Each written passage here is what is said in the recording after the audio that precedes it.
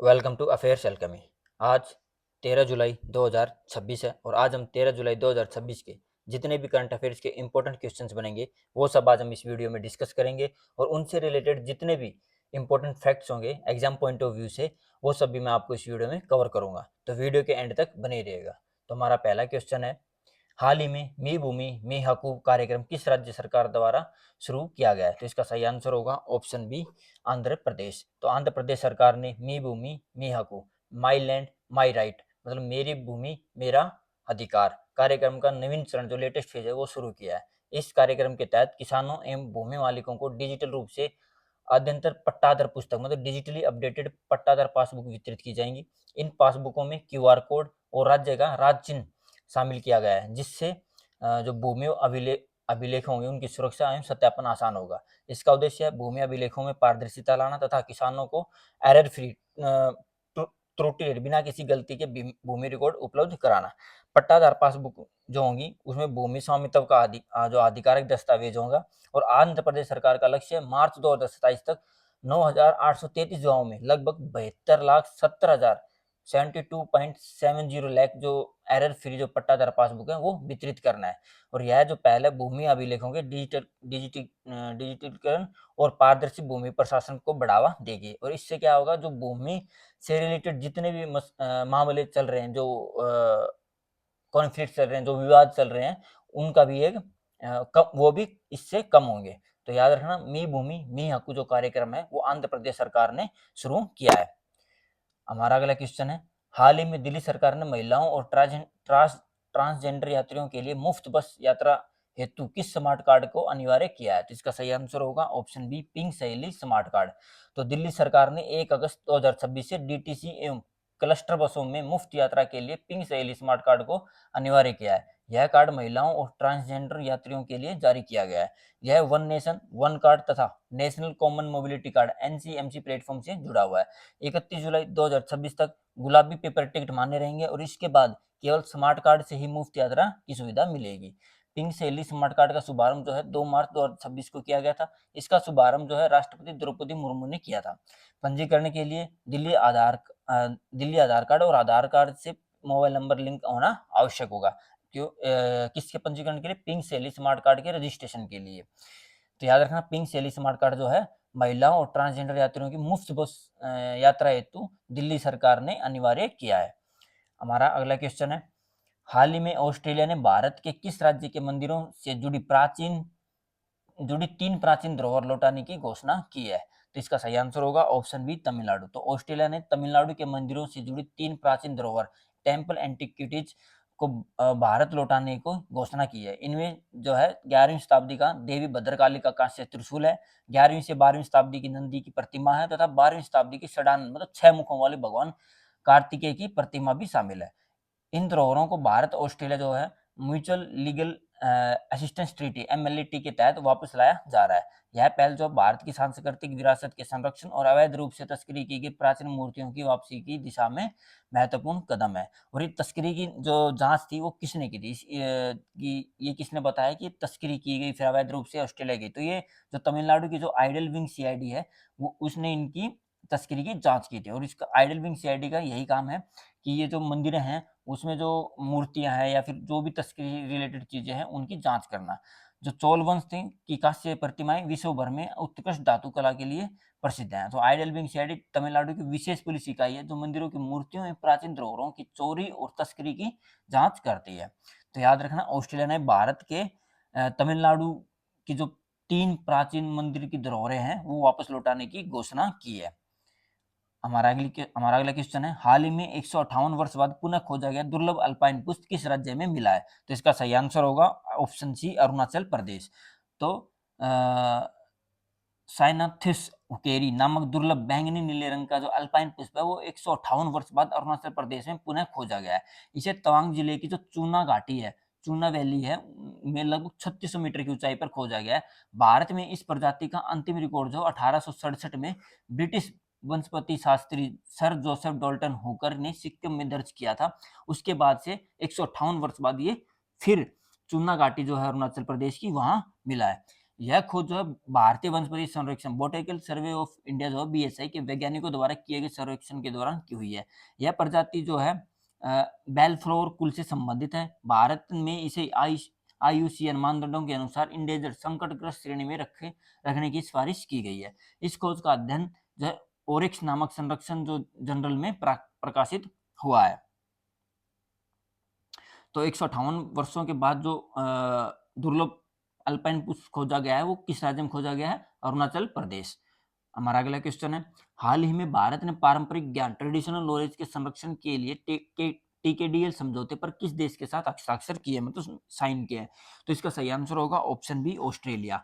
तो भारत और ऑस्ट्रेलिया ने ट्रेडिशनल नॉलेज डिजिटल लाइब्रेरी से संबंधित समझौते पर हस्ताक्षर किए हैं। इस समझौते के तहत आईपी ऑस्ट्रेलिया और सीएसआईआर टीकेडीएल तक पहुंच प्रदान की जाएगी। इसका उद्देश्य है भारत के पारंपरिक ज्ञान की सुरक्षा करना तथा गलत पेटेंट को रोकना है। ऑस्ट्रेलियाई पेटेंट परीक्षक टीकेडीएल का उपयोग प्रायर आर्ट के रूप में पेटेंट आवेदनों की जांच में करेंगे। टीकेडीएल की जो स्थापना है वो 2001 में सीएसआईआर और आयुष मंत्रालय द्वारा की गई थी। इसमें आयुर्वेद, यूनानी, सिद्ध, सोवा रिगपा और योग की 5.2 लाख से अधिक जो है पारंपरिक जो विद्या है वो दर्ज है।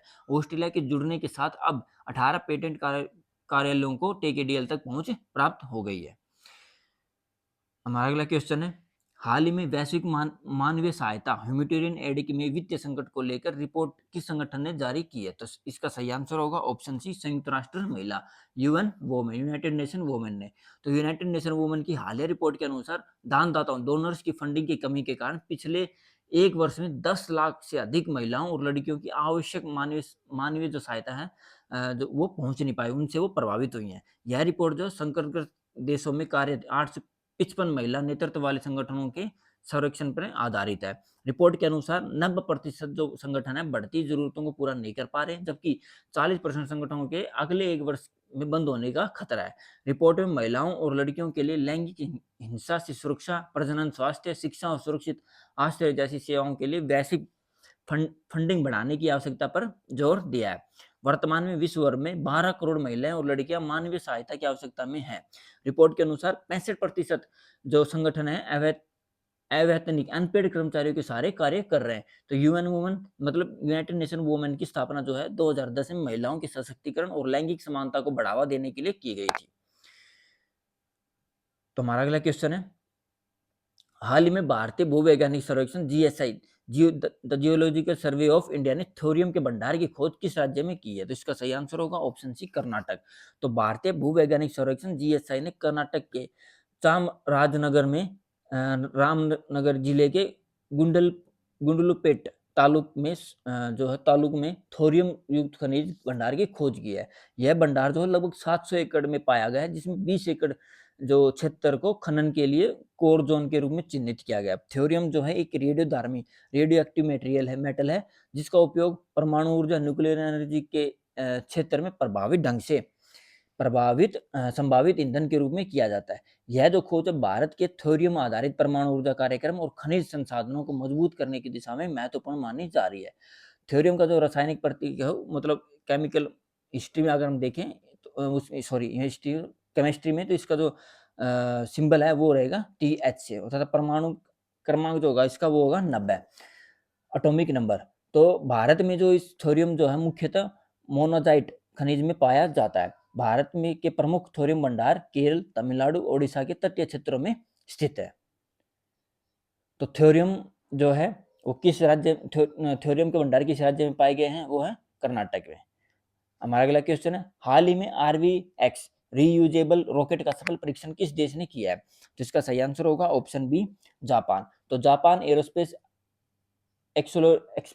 एक्सप्लोरेशन एजेंसी जैक्सा ने RV-X रीयूजेबल जो रॉकेट है उसका पहला सफल lift off and landing test किया है। परीक्षण के दौरान रॉकेट लगभग 10 से 11 मीटर ऊंचाई तक पहुंचा और सुरक्षित रूप से वापस उतरा। RV-X जो को बार-बार उपयोग करने में उद्देश्य से विकसित किया जा रहा है, जिससे अंतरिक्ष प्रशिक्षण की लागत को कम की जा सके। जो जैक्सा जो भविष्य में इस रॉकेट का 100 मीटर तक ऊंचाई का परीक्षण करने की योजना बना रहा है। RV-X लगभग 7.3 मीटर ऊंचा है और 1.8 मीटर जो है इसका डायमीटर रेडियस व्यास है। वैस वाला रॉकेट है। इसके इंजन को लगभग 100 लॉन्चेज के लिए डिजाइन किया गया, मतलब 100 लॉन्चेज तक ये खराब नहीं होगा, मतलब रीयूजेबल है। तो एक बार लॉन्च किया वापस आए, उसके बाद फिर इसको सर्विसेबल किया और फिर ऐसे कंटिन्यूसली ये 100 लॉन्च कर सकता है। तो यह परियोजना जो है कैलिस्टो रीयूजेबल लॉन्च व्हीकल कार्यक्रम से जुड़ी है, जिसमें फ्रांस और जर्मनी साझेदार है। तो याद रखना आरवीएक्स रीयूजेबल रॉकेट जो है उसका सफल परीक्षण किसने किया है? जापान ने। हमारा अगला क्वेश्चन है, हाल ही में Ayushman Bharat digital mission ABDM के तहत कितने करोड़ आयुष्मान भारत हेल्थ अकाउंट बनाए गए? तो इसका सही आंसर होगा ऑप्शन सी 93.95 93.95 करोड़। तो आयुष्मान भारत डिजिटल मिशन के तहत 93.95 करोड़ से अधिक जो आयुष्मान भारत हेल्थ अकाउंट जो है वो बनाए जा चुके हैं। इसके साथ ही 105 करोड़ से अधिक जो है डिजिटल स्वास्थ्य रिकॉर्ड, डिजिटल हेल्थ रिकॉर्ड्स भी लिंक किए जा चुके हैं। आभा एक यूनिक डिजिटल हेल्थ आईडी है जो मरीजों के स्वास्थ्य रिकॉर्ड को सुरक्षित और सहमति आधारित तरीके से साझा करने में मदद करती है। इस मिशन का उद्देश्य राष्ट्र डिजिटल स्वास्थ्य पारिस्थितिकी तंत्र, नेशनल डिजिटल हेल्थ इकोसिस्टम को मजबूत बनाना और स्वास्थ्य सेवाओं को डिजिटल रूप से जोड़ना है। आभा का जो फुल फॉर्म होगा वो आयुष्मान भारत हेल्थ अकाउंट होगा। और 5.33 लाख जो है स्वास्थ्य संस्थान एवं 9.85 लाख जो है स्वास्थ्य पेशेवर हेल्थ केयर प्रोफेशनल एबीडीएम से जुड़ चुके हैं। और 2.72 लाख स्वास्थ्य संस्थानों ने एबीडीएम इनेबल्ड सॉफ्टवेयर अपनाया है। तो आयुष्मान भारत डिजिटल मिशन के तहत कितने आभा अकाउंट अब तक बनाए जा चुके हैं? वो बनाए जा चुके हैं 93.95 करोड़। हमारा अगला क्वेश्चन है, 8वें खेलो इंडिया यूथ गेम्स 2026 की मेजबानी कौन सा राज्य करेगा? तो इसका सही आंसर होगा ऑप्शन बी तेलंगाना। तो तेलंगाना को 8वें खेलो इंडिया यूथ गेम्स 2026 की मेजबानी सौंपी गई है। इसकी घोषणा केंद्रीय युवा कार्यक्रम में खेल मंत्री डॉक्टर मनसुख मांडविया ने की है। इंडिया यूथ गेम्स का उद्देश्य क्या है कि युवा खिलाड़ियों की प्रतिभा की पहचान, उन्हें राष्ट्रीय स्तर की प्रतिस्पर्धा कॉम्पिटिशन्स में मंच प्रदान करना तथा अंतर्राष्ट्रीय प्रतियोगिताओं के लिए तैयार करना। तेलंगाना का चयन राज्य के बेहतर खेल बुनियादी ढांचे और आयोजन क्षमता को देखते हुए किया लिया है। तो खेलो इंडिया प्रोग्राम की जो शुरुआत है वो कब हुई थी? वो हुई थी 2018 के अंदर। और खेलो इंडिया का उद्देश्य जमीनी स्तर पर खेल प्रतिभाओं को बढ़ावा देना। इस योजना से स्पोर्ट्स टूरिज्म और राज्य की अर्थव्यवस्था को भी बढ़ावा मिलने की उम्मीद होती है। तो याद रखिएगा 8वें खेलो इंडिया यूथ गेम्स 2026 की मेजबानी कौन सा राज्य करेगा? वो करेगा तेलंगाना। ओके फ्रेंड्स, आज के लिए इतना ही। वीडियो को लाइक और शेयर जरूर कीजिएगा और कमेंट करके जरूर बताइएगा कि आपको ये वीडियो कैसी लगी। और आगे ऐसे ही करंट अफेयर्स के इंपॉर्टेंट क्वेश्चंस के लिए मेरे चैनल को सब्सक्राइब कीजिएगा। Thank you. जय हिंद, जय भारत।